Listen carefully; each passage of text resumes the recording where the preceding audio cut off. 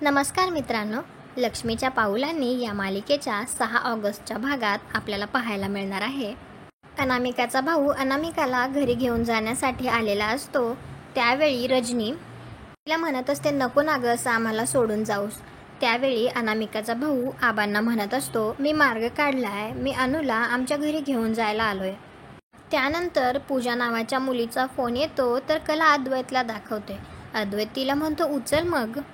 आणि कलाने फोन उचलल्यानंतर पूजा ओरडत असते. पूजाच्या तोंडात बोळा असतो, त्यामुळे ती असंच काहीसं बोलण्याचा प्रयत्न करत असते आणि तिला वाटत असतं की माझा आवाज कमीत कमी कलापर्यंत पोचावा. तेवढ्यात तिचा फोन कट होतो.